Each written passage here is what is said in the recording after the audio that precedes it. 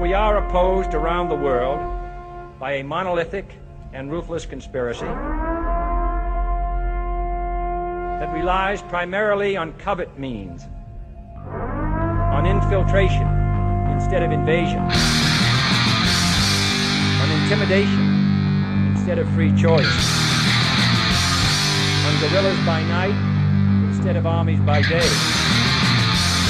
There is little value in ensuring the survival of our nation if our traditions do not survive with it. All right, welcome to episode 109 of the Abuse Hour. It is I, your host, Coffee Long, coming to you unsupervised, unmedicated, and an unchecked threat to society.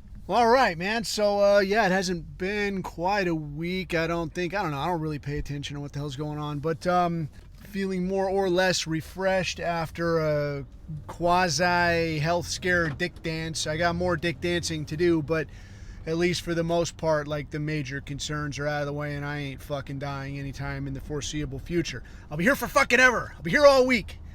Anyway, dude, I don't want to say, there's so much to talk about, so much time. Like, pretty much everything that I've seen, news-wise is pretty much the same silly bullshit that it's been for a little while. I did see one thing that interested me, and I can't honestly tell if, these are the kinds of things that are, like, absolute bullshit. I can't tell if this is something that is being hidden behind a smokescreen of other nonsensical bullshit, or if this is something that just straightforward happened and nobody really pays attention to it because of all the other nonsensical things that have gone on. But I did see one quick piece about how the Doge, how does one say? I prefer Doge, but whatever. Kind of like you would like see a dog and you're like, hey, Doge. Because I thought that was kind of the idea behind the Doge meme. Anyway, I digress. So there's the Elon Musk's Department of Government Efficiency type thing is alleged to have uncovered a deal whereby some government officials were putting in travel reimbursement claims, and somehow, presumably quite by accident, a box was checked whereby this would become a recurring payment.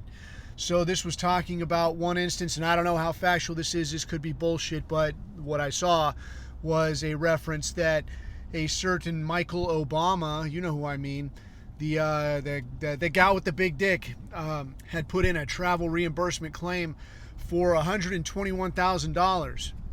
And somehow, quite by accident, I'm sure, this recurring box got checked. So this guy was getting this payment every fucking month, 120 grand a month. So to me and you, 120 grand, man, it's mad money. It's crazy money. But, when you're talking about the billions you're going to send to this country and the billions you're going to send to that country over there, and then the trillions you're going to dedicate to this line of funding and so on, what's 121 grand a month? Like, it's small enough to never even notice. But what I can tell you is that kind of thing, how can I say, dude? It's like Al Capone getting pinched for income tax evasion. Like, you could say, yeah, I did this, but this shit right here, it has fucking teeth, man.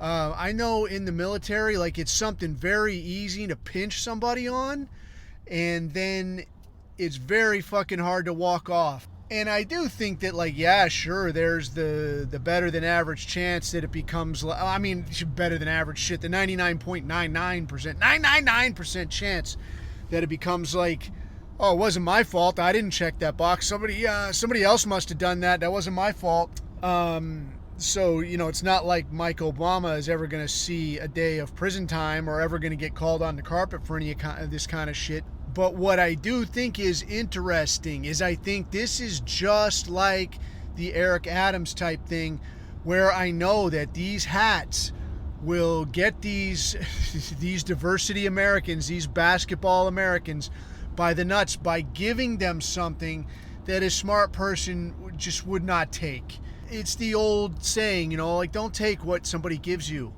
like this. If somebody's not your friend, don't take what they're just fucking handing you. I mean, it's like Matt Getz being introduced to some hot girl who turns out to be 17. Like, dude, what were you fucking thinking, man? Meeting some girl that's this guy introduced you to. I don't give a fuck if she looks 25, man. Like, don't fucking take what these people hand you. And now you find yourself where you find yourself.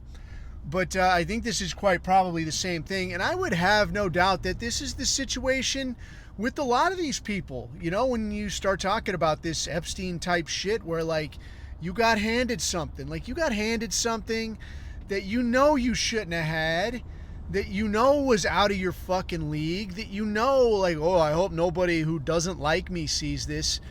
What the fuck are you thinking, man? And now you take it, and now you're like, ah, shit. Now they come to you later, and they're like, hey, man, just so you know, this came up, but I could protect you, bro. I just need to make sure that me and you always stay on the same page. Cool. Oh, yeah, shit. I get what you're saying. I do think some of these basketball Americans probably don't have the good sense to look at a situation like that and understand the underlying meaning of, like, hey, dipshit, do what I tell you to do or else. This is going fucking public. Big Mike, I will imagine, probably had some fucking team of advisors, or you know what, this could be like the warning shot across the bow, assuming this is factual in any way, shape, or form. But something like this, actually this small, could be like a warning shot across the bow to say, like, look, stupid, we have you 10 different fucking ways. Start doing what we ask you to do or fucking else. And with these characters, like, yeah, the Obongos are not still in office, but these people, I mean, you pulled 90% of the basketball American vote. Like, you have fucking influence. And even though everybody knows that, like, these people didn't do no favors for blacks. I mean, Mike Obama is black, and, you know, whatever, Barry Soetoro is he's the mulatto, he's the dirty mulatto.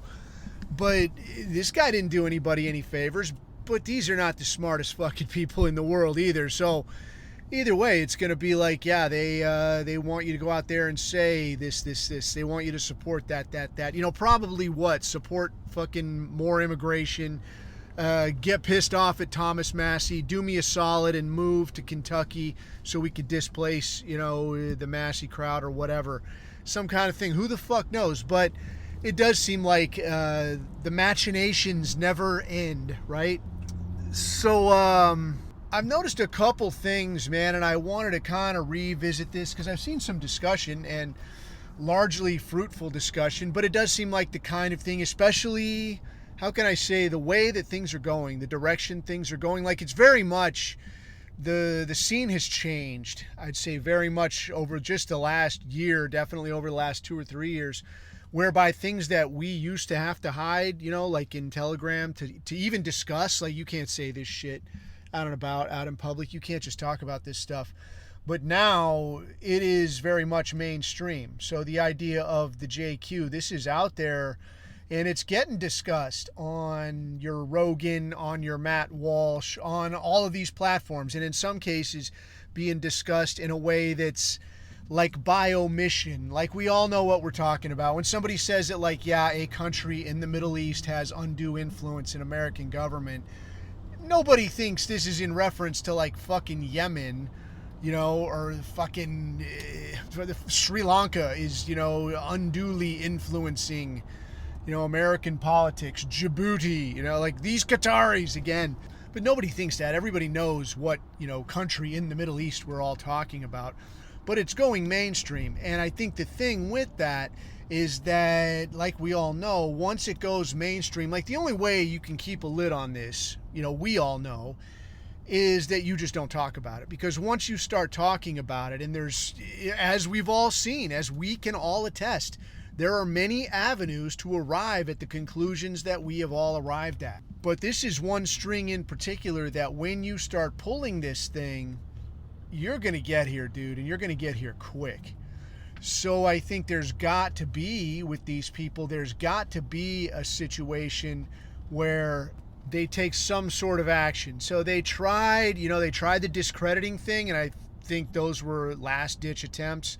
They tried the distraction thing where it's, no, you know, it's actually Qatar. That obviously didn't fly. So what it looks like they're trying now is a little bit of explaining away and a little bit of straw manning. And just in the last week, I've seen two I don't know how high profile the first instance is, but the second instance, this Joe Rogan situation, this interview with Daryl Cooper, this, along with the likes of the YouTube video that got posted in the chat, in the Telegram chat, t.me/rant room. But this kind of thing, I think this is just probably one, and I mean, it's not like they're, doing one at a time over here. They're throwing as much shit as they can at the wall and seeing what's going to fly. This does seem to be, if anything, what could be a fairly effective attempt when you're trying to dissuade people who, I don't want to say smart, maybe mid-witted people who think they're a little smarter than they actually are. And here's kind of what I'm talking about. So I want to talk through like these two items. I want to talk through the YouTube video that was posted. And I'll tell you this, I didn't watch the whole thing. I watched about half of it because I think it's like 25 minutes long. But really, you can get everything you need to know out of this in the first, 3, 4, 5 minutes. You're going to get everything you need to know. The rest is fucking nuance. And, you're going to come away. If you know what you're looking at, you're going to understand what's happening. But this thing was called Inside, I think it was Inside Dixieland Hammerskins. And it's about this guy that was a former 1.0 guy. So if you're listening, and, I'll tell you this, dude, if you're listening and you're not completely familiar with all the terminology and the nuance and the memes and shit that's inherent in, bunny ears, our thing, I'm going to tell you that, like, I'm sorry, I'm not going to start from square one with you. I'll apologize for that. I do realize that, maybe making a podcast, it's smart to approach things like, this could be somebody's very first ever listen ever to anything that relates to, white collective concerns. But I'll tell you this, this is not the podcast for you, dude. I'm not doing like the baby step thing, because that's the idea of talking the same stuff over and over and over again for the guy who's never heard it before, or doesn't want to believe what he's heard before and wants to say like, but what about, man, this is not that, dude. This is for people that are a little bit farther ahead and understand a few things, and we're building on that. So I'll talk through this thing. If a lot of it doesn't make much sense to you, I'll apologize. Go and look at a few other things. And I always hate when people say, go read this shit, go read that shit. I hate reading that, and I hate saying that, but it is what it is, man. Get up to speed on some of the basic concepts of white collective interests, and then, come back and revisit the things that we talk about here. But so this Inside Dixie Hammerskins, or whatever the hell, this is this guy that appears to be maybe like late Gen X type guy. And he's talking about basically his life as 1.0 Dixie Hammerskin type thing.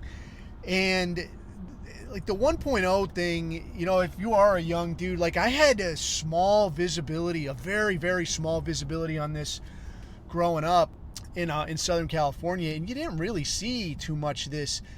And I'll tell you, like I've said before, dude, like life was really weird before, looking back, before the internet. Like you couldn't have, you didn't have a way to get really solid information, or to weigh a lot of different perspectives, or to collect a lot of ideas and like, well, what does this guy say about it? Like you had whatever you could run into in a day.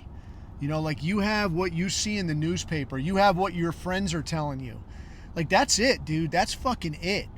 So like that's your reality. And when you say worldview, like as far as you know, that is the whole fucking world. So when I was in high school, there was a 1.0 dude, and he wasn't even a skin, dude. I don't know what you would call this guy. He was like a punk rock kid, and he wore all the punk rock shit and wore the Doc Martens and like some plaid pants and shit, but he had like this weird kind of greasy hair. I wouldn't say he was a mod, because I seen mods. Like mods were like kind of this gay English thing that was like, I'm overdressed for my station in life, I'm a little hip, I'm a little, whatever. It wasn't that. But it's like a punk rock dude. I think the dude wore like some eyeliner and shit sometimes. So I was kind of like, this dude's fucking weird. Like weird as shit to me, like in the 80s, like I'm a teenage kid in the 80s. I got no exposure to that shit. But I seen this dude cruising around once, And he hands me this flyer, dude, and I gotta look for this fucking flyer, but it was like 1.0 as fuck, dude. And like in retrospect, it's almost nostalgic. Like even for like proper Zoomers, you know, in our thing, like this thing would be like nostalgic as fuck. Where like it's this working man looking dude, and it's like it's a line drawing, like just the black and white line drawing type illustration. And it's this working man looking dude, and he's like rolling up, you know, some work sleeves on his work shirt. And in the big letters across the top, the white man built America. And I remember seeing it, and I was like there was something about, like I didn't properly understand propaganda, like at all. Like I really enjoy political propaganda of every stripe, honestly. Communist propaganda is some of like it's like some of the most interesting shit I think you'll see, because they have to rely so heavily on the art, because they can't rely on, you know, real life or true facts or anything like that. But like propaganda to me at the time, like I didn't understand. Like it looks like a picture, but I feel like there's more to this. You know, like I don't fucking know what I'm looking at. But I'm looking at it, I just stood there like staring at it for a while. But then the other part of it was like, this is something that runs so counter to everything I've been told in my, you know, entire, you know, 10 plus a couple years of being alive. You know, like this runs so counter. Like this is like, bro, you're like excluding like black people and like Mexicans, and like this is the kind of thing that like these people like picked on Jews and stuff. Dude, don't you know what happened to those people? Like this is crazy. I don't understand it. And it was really wild to me, man. And I just kind of stood there looking at it for a while. But this was this was kind of like my very, very first introduction to like 1.0 propaganda. And it's, I guess in retrospect, I mean, I'd have to say like it's very ham-fisted, like very clumsy. And not to take away, these are people doing like the level best that they fucking could, I'm sure. But I mean, especially compared to like, you know, the way that we convey ideas now, like this is not going to convince anybody of anything. Like you're running straight into a brick wall with something like this. Like there's no nuance, there's no easing into it. Like this is, I don't know, dude, it was wild. But that was really about as good as I think I ever saw in terms of 1.0, like actual pro-white propaganda. But now kind of looking back at the 1.0 scene, you know, like what is this? Like I think it was, I mean, I'd have to almost say that it was very much like a lobster trap, you know, where like you get in, but there's all these mechanisms to keep you from ever getting out. You can only go forward down this one path. And I do remember seeing a while back, I can't remember, it was like American Nazi Party or something like this. And the guy that was actually running it was Jewish. And you think, why the fuck is this, dude? Because obviously, man, like you're going to get in here, no one's ever going to listen to you. You're going to be stuck by yourself, dude. You're going to just run in circles and fucking die in here. It's a fucking lobster trap. But looking back at like the 1.0 scene as a whole, you know, like guys like this guy, what the fuck was his name? Like Arno or some shit. Like it's, you know, I don't know what the fuck is that, dude. Like, you know, some kind of Swedish name. I bet my ass, his real name probably ain't Arno. It's probably something else. It's probably like Jerry or some shit. And like Jerry don't sound very cool. Like, how about Arno, and put the little O over top of the A, you know, so like everybody knows how runic you are or whatever. So this guy is talking about his 1.0 experience, and he's talking about the drinking, he's talking about the drug use, he's talking about the violence, talking about just fucking with people, beating the shit out of people. He's talking about, he had like knuckle tattoos, and one of them was, what was it? I think he was like a swastika on his middle finger of like his right hand. He's like, yeah, bro, so I could like flip somebody off and they see that right before I punch him in the fucking mouth. I'm like, okay, that's cool, but, you know, when somebody needs a punch in the mouth, that's great. But now, you know, saying this, as a retired operator, as a guy that's getting on the mats like 4, 5, 6 times a week, I'm still going to be the guy that says, you know, maybe like violence isn't your first go-to to get what you want, right? Maybe this isn't the best way to do things. But what you see throughout, pervasive in that entire culture, man, is it's self-destruct, dude. That's all it is self-fucking-destruct.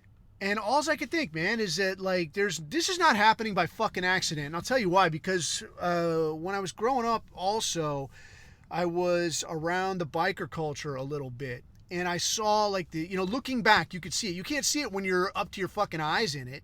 But looking back, I could see it. And there's this self-destruct thing to it. And I feel like the way that it works is, like, you start noticing that something ain't right. Like, bro, I feel like I'm being lied to. I feel like so much of my life is just bullshit. Like, all the things I was taught to value were lies. Everything that I base my efforts on is lies. The people I was supposed to look up to were lying to me. I can't tell if they were part of it or not. All of these things are so fucked up, and I feel like I'm fucking failing. And instead of saying, well, what's the truth, dude? How can I move ahead? How can I create a vision for myself and make myself the man I want to be, make the world around me the world that I think it can be? How can I do these things? Instead of that, there's this vibe that, like, well, yeah, bro, the system is fucked, so whatever the system says, you got to just do the opposite. So within the biker culture, you would see like this shit of, like, you got to set your riding pants. I remember guys had, like, your road name, and that's, like, whatever your little fucking nickname is, like your little gangster name, fucking T-Bone or this kind of shit. You got your road name, and you got your riding pants that are like, no, you don't wash these, bro. They're just nasty and dirty and greasy and all fucked up. They say don't take drugs. You take drugs, bro. They say don't drink and drive. Bro, I drink and fucking ride, bro. Anybody could do this shit sober, bro. I have beer on my fucking cereal, bro. I have beer for fucking breakfast, bro. Because I don't fucking do how you do, bro. I'm not working no straight job, bro. Because I'm living the life, what they call the life. And this is the biker scene now, but this is what they call the life, man. So this is about, it's like the gangster thing, like you see in a mafia type movie. I don't have no fucking job. Dude, I get out here and I get shit. I either get by with less or I figure out how to get for nothing. I take from weak people. I exploit weak people. I sell stolen shit. I sell drugs, whatever the fuck it is. But I'm not working no straight job. I will not fucking do it. Why? Because it's part of the system. And fuck the system. Okay, well, kind of inherent to that thinking, though, what was a fucking trip is the dudes that I knew that were part of that, they're like, you know what, man, I got into this thing because I just wanted to ride bikes and chase ass, and now I'm living by more rules and more regulations and more mandatory meetings and things I gotta fucking do absolutely or catch a fucking beating than I ever would have as a regular person.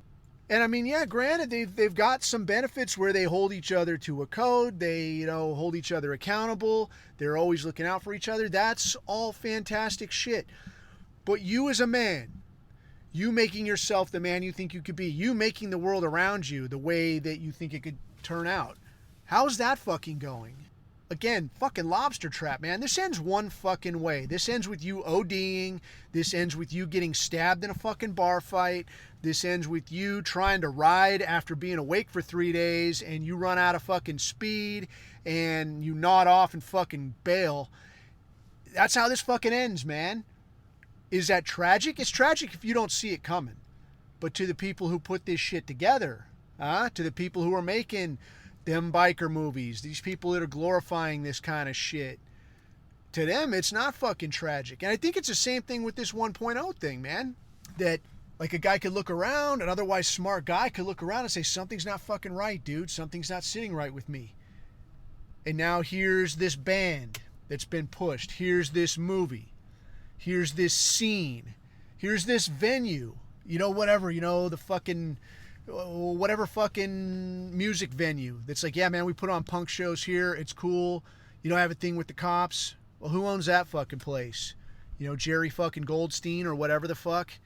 And why is he so cool with this? Because the money keeps coming in and it keeps you motherfuckers out of trouble. You get drunk, you beat the shit out of each other, I don't give a fuck, right?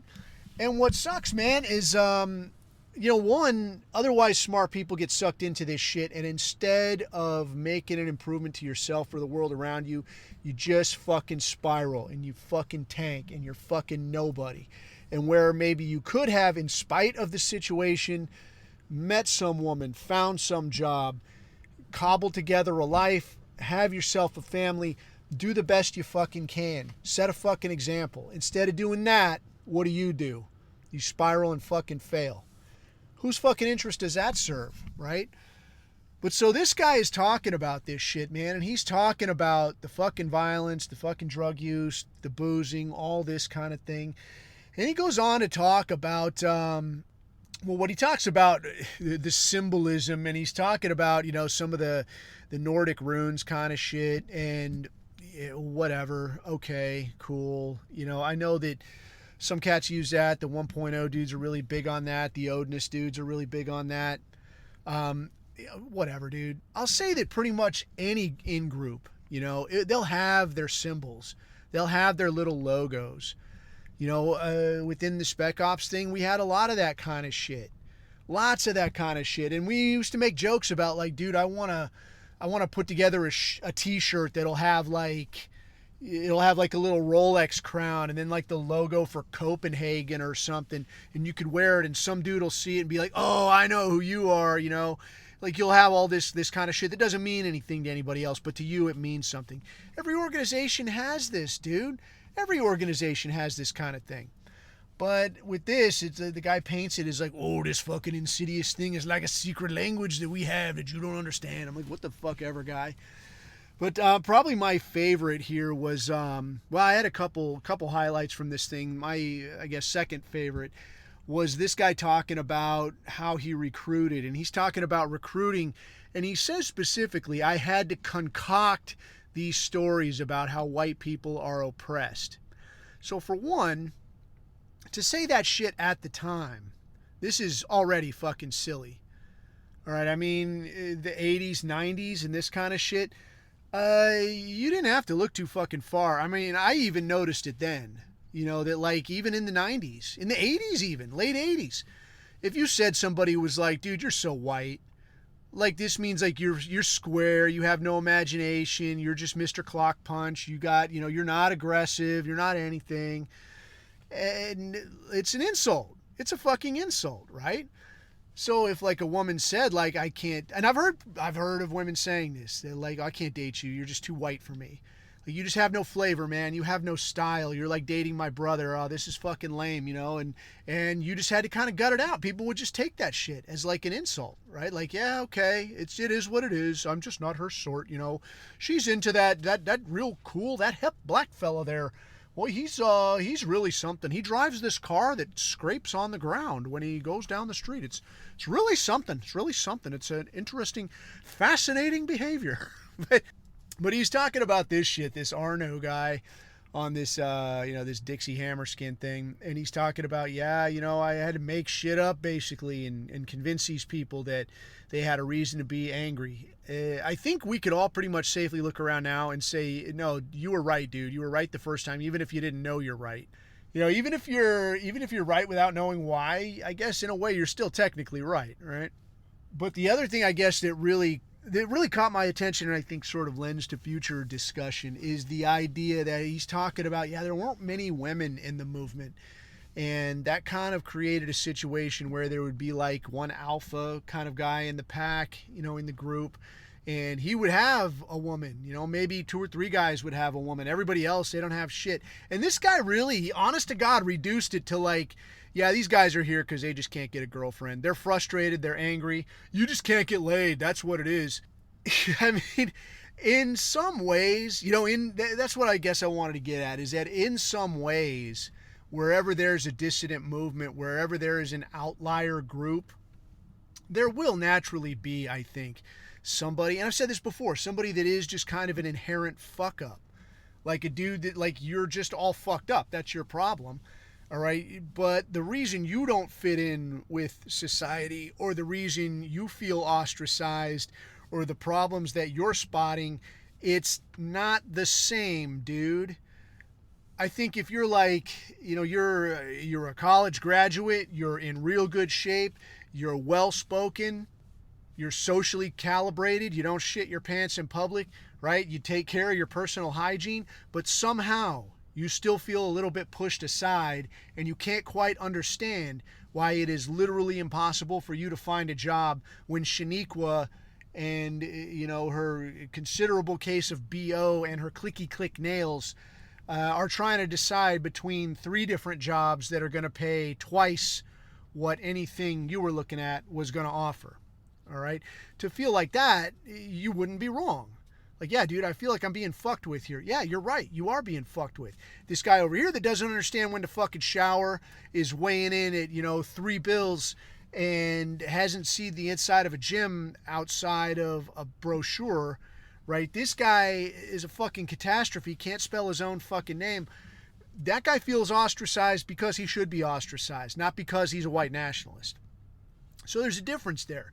But I think what happens is these cats like this Arno fucking guy, they got no problem saying like, well, yeah, this, and hey, and this ain't exclusive to our fucking thing, neither. All right, this is any fucking group.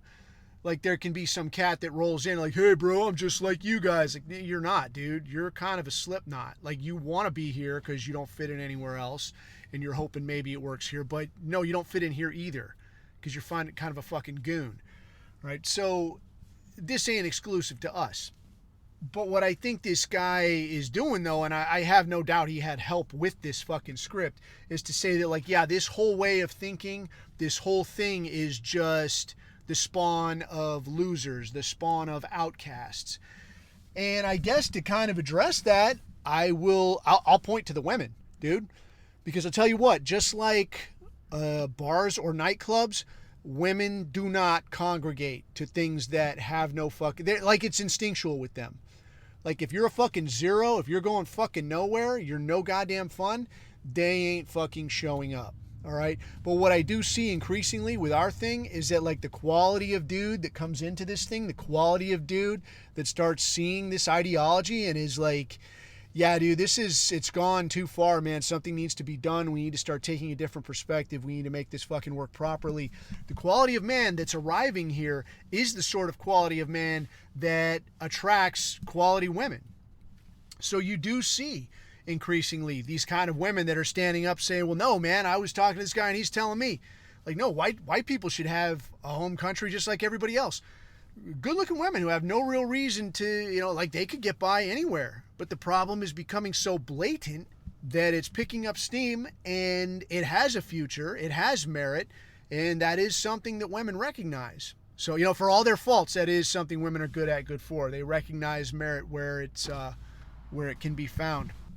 And looking at the guys who do get involved in our thing, increasingly you see, I think, that it's not dudes that are like losers and incels and I got nowhere else to go and nobody cares about me, nobody listens to me, none of this shit. Like, increasingly, it's dudes who have families, it's dudes who have kids, it's dudes who have, you know, they have their own personal history of trying to make something of themselves in a society that says, oh yeah, bro, diversity, just be cool to everybody else, bro, and they'll all be cool to you. And then what they found out was that, like, yeah, dude, guess what? We're whistling you right out of this gene pool. We're going to take everything you have to offer. We're not going to give you anything, and fuck you. And they make something in spite of themselves, but what they want is they want a better world for their kids, for their grandkids, for the people just like them who are having a hard time. They want to be able to offer something. It's like, yeah, man, this is bullshit, man. I don't want you to have to go through what I went through. Which is, again, a very white trait, but something, you know, in the increasingly diverse military and dudes who've been there, I know you know this fucking story where it's like, yeah, you're missing Christmas. Yeah, you're missing, you know, your kid's birthday. Or, yeah, you're not going to be there for whatever the fuck. You know, you're not going to be there because I wasn't there. You know how many Christmases and Thanksgivings is and this shit I missed? Like, that's, I mean, dude, if there was some kind of bylaw, you know, for senior leadership in the military, I think it would probably include that. It's like an unwritten code or some kind of thing of like, yeah, I got fucked over, so now I'm going to fuck you over. But to the decent white man, right, the directive is more like, yeah, I had to go through this shit, but I'm going to spare you that pain. Like you would to anybody you give a shit about. Like, you look at somebody and you kind of see a little bit of yourself in them and you say, man, I'm going to spare someone like you, who's someone like me, I'm going to spare you this pain, man. So let's fucking make this thing right.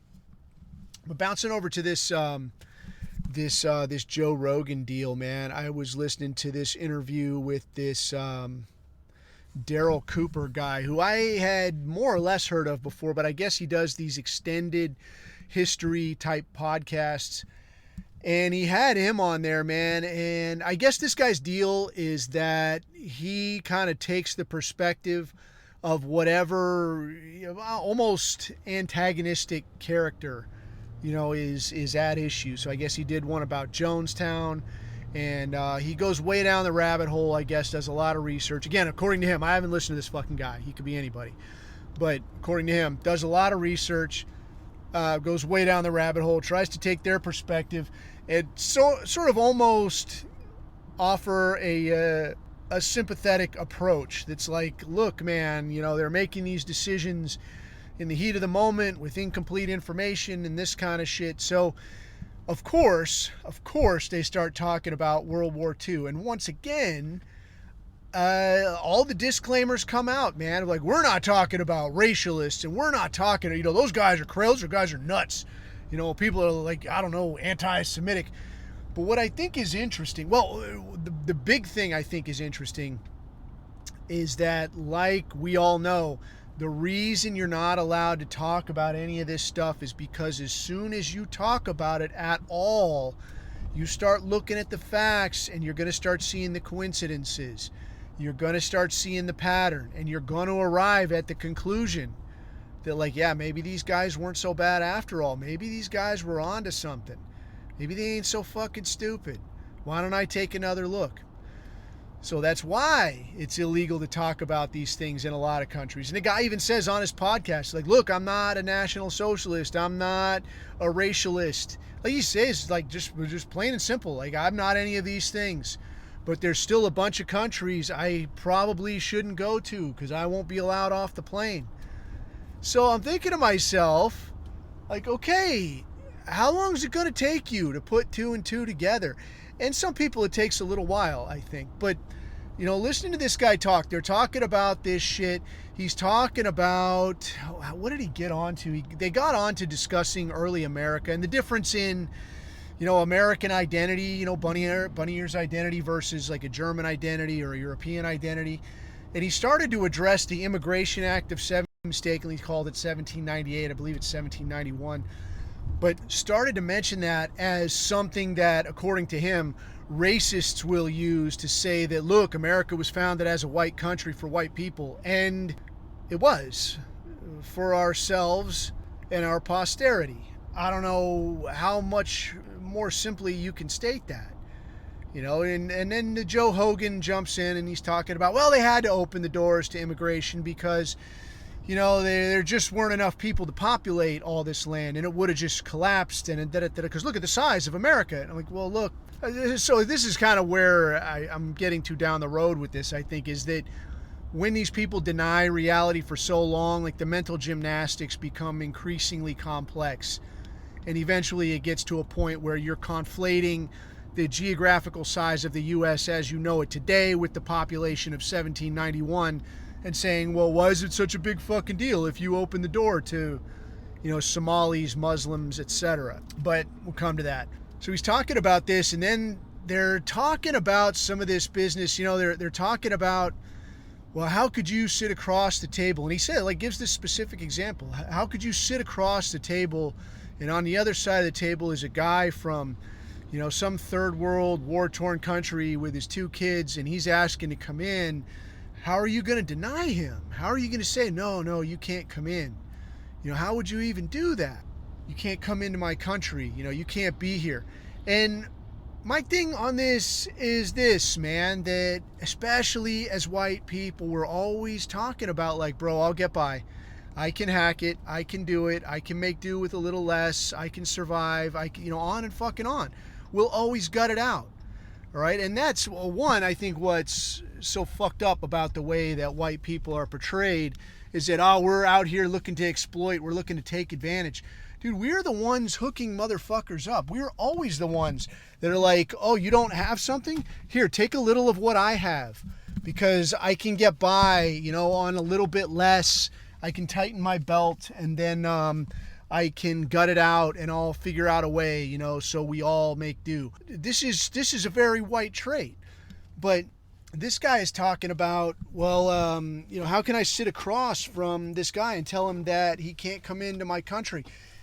And my thing is that, dude, I'm not saying you can't come into my country. I'm not worried about you coming into my country, coming into my workplace. I'm worried about you. How can I look at another American who's struggling to get by and say, yeah, I'm going to let this guy in. He's going to work with you. How am I going to say to the guy, hoping that he can get enough hours to keep the rent paid, say to him, yeah, you're going to actually get your hours cut because I'm welcoming this guy and his family? How am I going to say to your kid, somebody else's kid, that like, yeah, I don't have kids in this school and you do, but I'm going to let this Somali family in, and maybe your daughter gets raped, maybe she doesn't. I don't know. It's a chance I'm willing to take. It's not about fucking me, dude. It's about who do you give a shit about. And the trouble with this is that these people have been robbed of their racial identity, where they're not willing to say, these people, they share a genetic proximity to me. They are very much connected to me in a way that these Somalians are not. And to say that, like, look, man, I'm not letting these motherfuckers in here because I'm not going to do this to somebody who's just like me. So now they do caveat and say that, you know, he does say that, like, yeah, I don't want to say no to this guy with his kids. But then I look past him and I see 67,000 other people all waiting to come in as well. Okay, well, that's fucking fine, dude. But I guess here's the thing is that, you know, these guys are talking about, you know, ham-fistedly anyway, they're talking about this concept called goodness of fit. And this is like an industrial psychological term, you know, when you're talking about, like, how do I pick the right people for this workplace and so on. And you want people that are going to work well together, that are going to fit in well together. And on one hand, I want to say that, yeah, it is a strong point that, yeah, no, you can't just let every Somalian and every Nigerian and every Chinese guy into the country, because it's going to change the makeup of the place, and you're not going to have a country no more. You're going to have, like, just a fucking Amazon warehouse, and that's fucking bullshit. But moreover, what I'm going to say is that you don't need a fucking reason. Just like you don't need a reason to tell somebody, no, you can't live at my house. China doesn't need a reason to tell a bunch of Nigerians, no, you can't come in.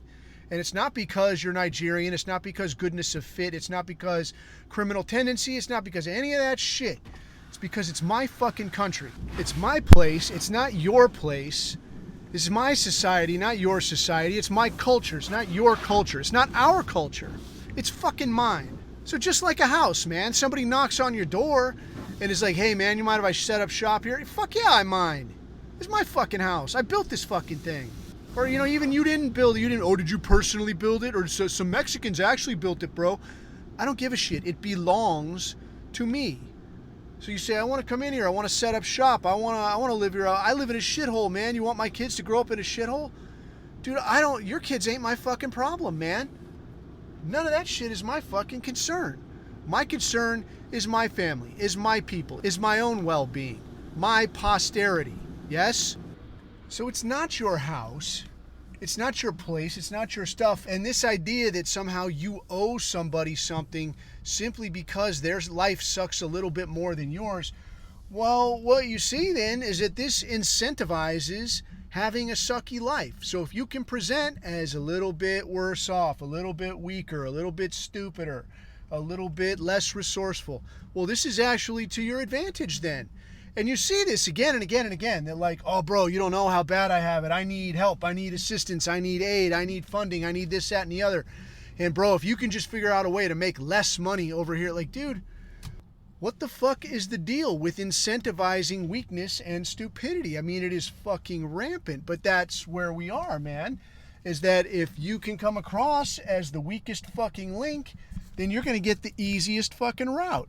But speaking of easy route, man, I guess that was something I kind of wanted to wrap up, like, overall with this, to kind of drive the point home. I've mentioned this before when I was talking about the deal with interrogations, both in terms of conducting interrogations and surviving interrogations, that a lot of this, the principle of this, revolves around the idea that a guy is going to do the simplest possible thing. So a guy interrogating you, for instance, is going to look at you and say, what's the easiest way to get this guy to talk? Is it to come in here and stroke his ego? Is it to get in his ass? Is it to beat him with a phone book? What is it? Give him money, to get information out of this guy. What's the easiest fucking path? And like when I was doing interrogations, my thinking was always, I'm asking this guy, like, whose house is this? Who's this guy? Who's the fucking guy in the tracksuit? Where'd you get this AK or whatever the fuck, right? I got to bear in mind that this guy is going to be looking for the easiest path. So easiest path to what?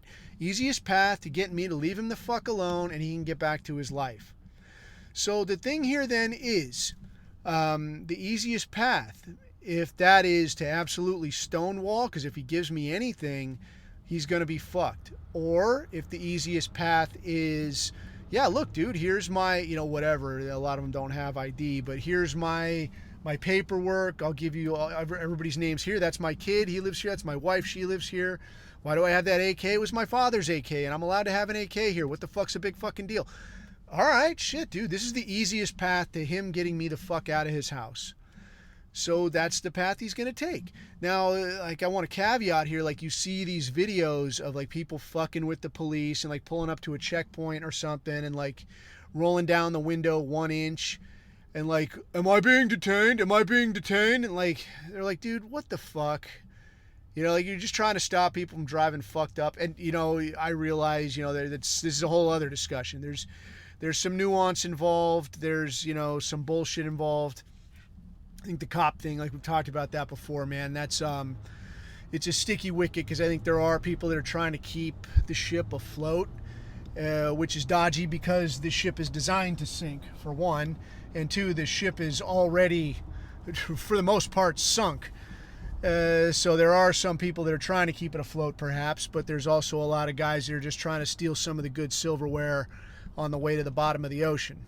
So that's, a different cop question entirely. But when we're talking about just that thing of pulling up to checkpoints and like, am I being detained? Am I being detained? Those guys are not trying to be left alone, trying to get down the road on their own.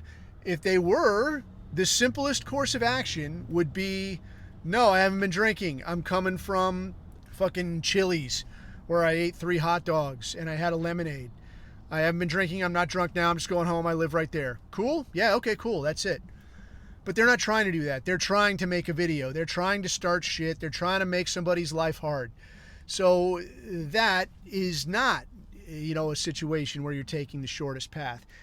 If you did do something, fucked up, like you went to fucking Chili's and you got shithoused and you're driving home and you're fucking swerving and now there's a checkpoint, the quickest way to get left alone in that situation might be to roll the window down 1 inch, maybe set your phone up and like, am I being detained? Am I being detained? And they're like, man, just get the fuck out of here. I'm not doing this shit right now.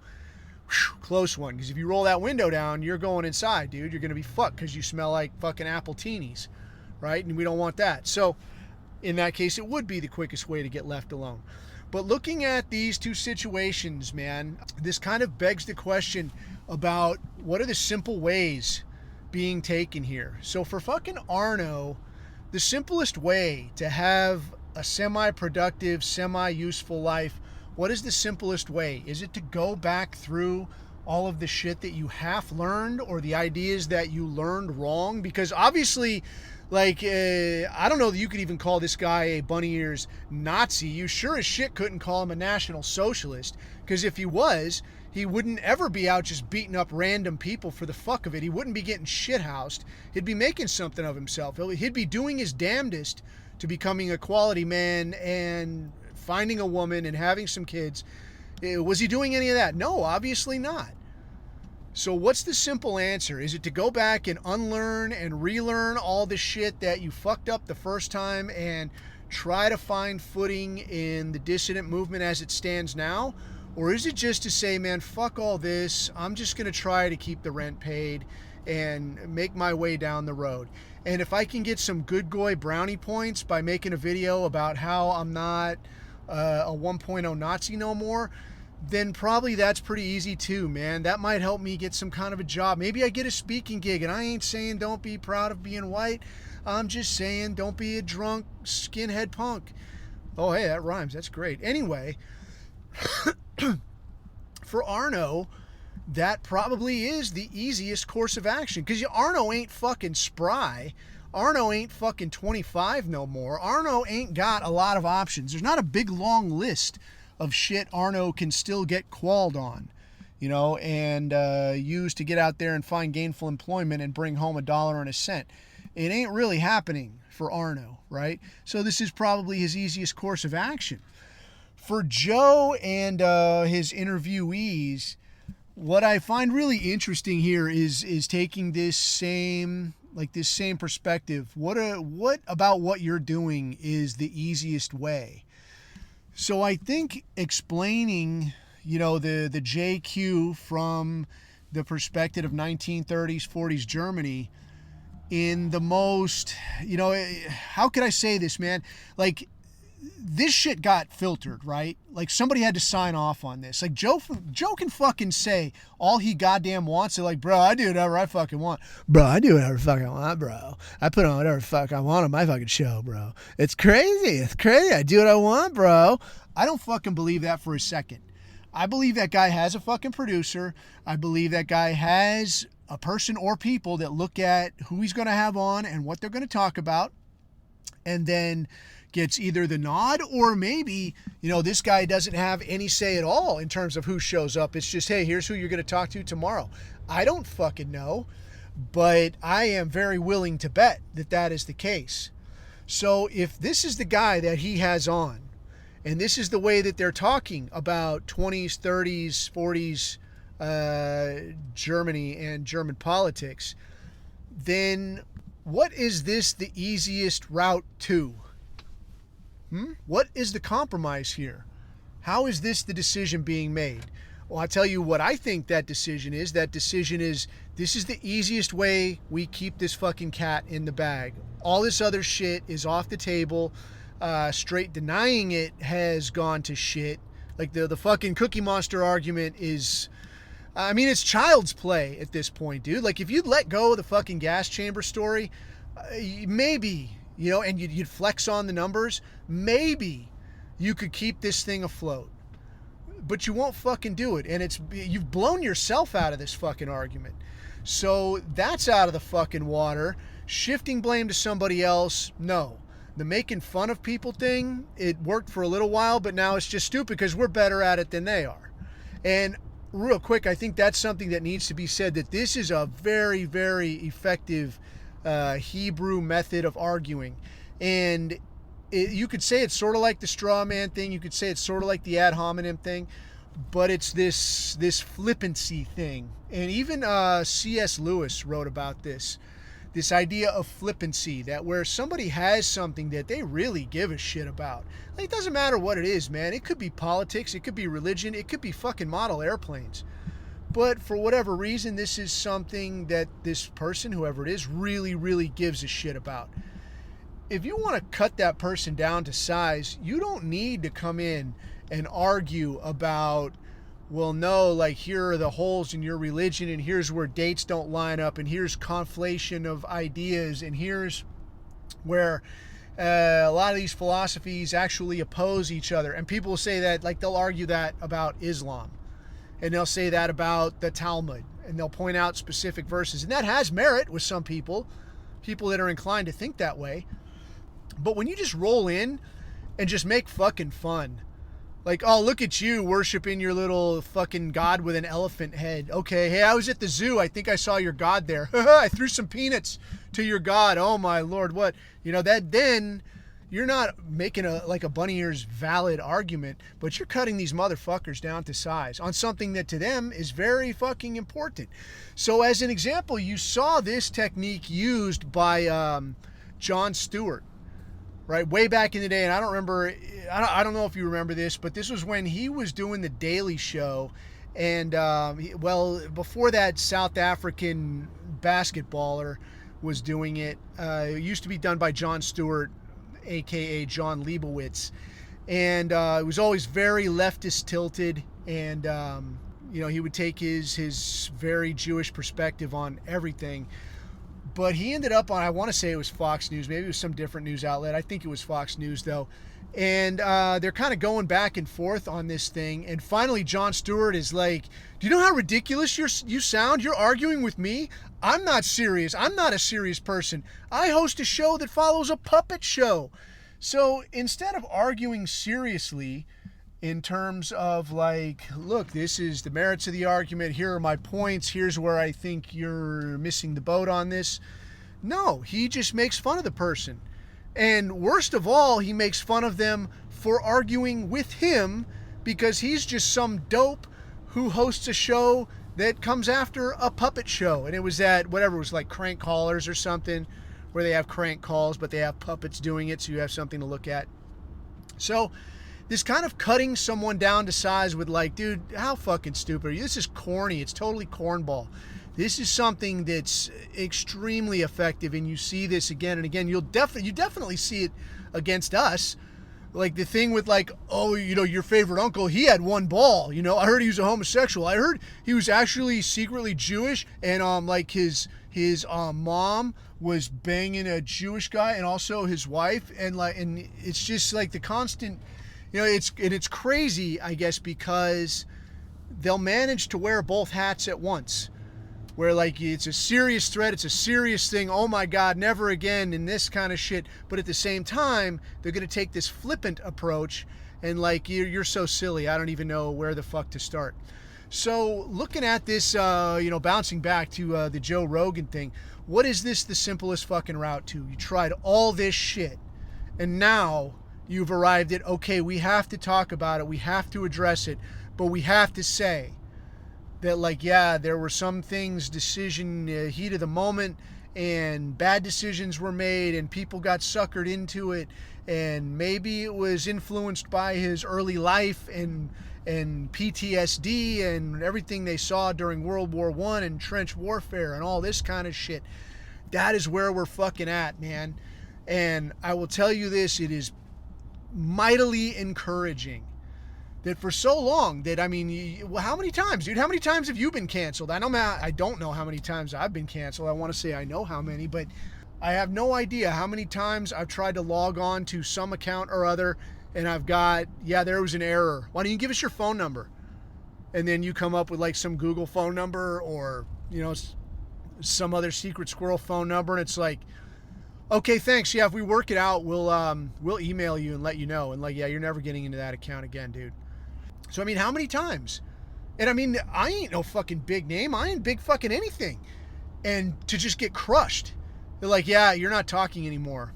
We're not going to have you talking anymore. And not for like, I'm not singling people out. I'm not hunting anybody down. Well, except maybe like the Holocaust Museum. I did get blocked by them one. I was pretty fucking proud of that. I was stoked. But apart from that, I mean, I'm not logging on to anything and like, hey, let's see what this guy's doing. And let's pick on him for a while. I don't got to do that. I can just say what I think. You know, and you, I'm sure the same thing. How many times did you do that? And then like, yeah, you're quiet now. You aren't saying anything else. No one's ever going to hear you again. Not on this account anyway. But now we're past that. And where are we now? Okay, we got to be willing to discuss some of this to some degree. Otherwise, it's only going to get worse. This is the better option. This is the easiest route. So to that end, man, I will say I'm encouraged. And what I think will be interesting is cats like, honestly, like Joe Rogan. You know, the more you know, and we've seen it from so many different avenues, from the pickup artist avenue to the biodiversity avenue, the libertarian avenue, the conspiracy theorist avenue. The more information you get, the more patterns you recognize, the quicker you start arriving at this JQ situation, and you're like, you know, you motherfuckers, it keeps coming up. I keep seeing your names. You know, and it was funny because this guy that he's interviewing, I can't remember the guy's fucking name now, Doug, whatever the fuck is this Joe Rogan interview. The guy's saying like, yeah, you know, it's crazy. Some guys that I talk to, they get onto this thing, you know, with Jews, and it becomes a guy that you can't bring to a party no more. Like, they get in there and they just fucking start and they won't fucking stop. And I'll tell you, dude, it's like, well, why would you? You know, when you see enough fucking patterns, It's like your friend that, like, he's got some girlfriend that's robbing him fucking blind. You know, like every time the guy shows up, he's like, yeah, I couldn't find my watch, so I'm wearing this. I just picked it up at a gas station. Yeah, my good shoes, or I don't know. I found a receipt for a secondhand place. I don't know what's going on. My bank account seems a little short. I went to pay for dinner with my credit card, and they said it was declined. I got to figure out what's going on. Yeah, my car got stolen, I guess, and it's crazy. You know, I put my girlfriend on the title, you know, just in case, you know, she said, like, if there was an emergency or something, or if she got stopped by the cops, she says, I don't know. But it's like all these little things, they keep adding up, and you're going, dude, you're being fucking robbed. Like, help me fucking help you. And they're like, man, why don't you shut up? I think you're just jealous because me and you don't hang out as much as we did before I got together with her. Dude, it's not that. Look at the fucking evidence, man. So this guy, you know, I think this kind of thing is interesting because I think only one of two things can really possibly happen, that you keep seeing the patterns. You keep seeing the coincidences. You keep seeing the evidence. And either at some point, you got to come to terms with it, or you got to start coming up with some of the most wazoo fucking mental gymnastic explanations that anybody's ever heard of. And I honestly think that this is where some of this stuff like a Q or lizard people or some of this kind of shit honestly comes from. Because once again, the easy way, if you don't want to become that person, if you don't want to become part of that element, part of that problem, that is, according to everything you've heard since third grade, the worst possible thing that you can be. If you don't want to become that, maybe it's lizard people. You can hold out hope. Maybe it's fucking lizard people, bro. Maybe it's not actually this small international clique that's been doing this shit for 2,000 fucking years and has been kicked out of so many places so many times, always for the same shit and always the same little rumors that follow them wherever they go, even across centuries between people who had no way of ever meeting, let alone communicating with each other. It's always the same fucking stories of corruption and usury and child sacrifice and instigating wars and just always fucking something, the same fucking people. Maybe it's not that, maybe it's lizard people, and I'm not such a horrible person just yet. But once that comes and passes, man, and you're up against it. So I think it will be quite something to watch. It's pretty fucking wild, man. It's pretty fucking wild watching somebody from where we are to look at somebody like that and watch it happen. Like, which way is it going to go? It's fucking wild. But I am inclined to think that even if like a Joe Rogan or his guests of this variety, you know, even like Ian Carroll, even if they don't go that direction, I think it will still be interesting to see the number of people who do, because I do think there will be a lot. There's not really a way to avoid it at this point. So with that in mind, I think that's about as much as I can stand, and I'm sure you've had your fill. So if you want to hassle me, man, you can find me on the gram at niceguy.coffee, or you could find me on the Telegram at t.me/theabusehour, or in the associated chat at t.me/rantroom. But until next time, man, I don't know what we'll talk about next time, but we shall see. But until that time comes, keep your eyes on the horizon, keep your neck out of the noose. I have been Coffee. These are my takes.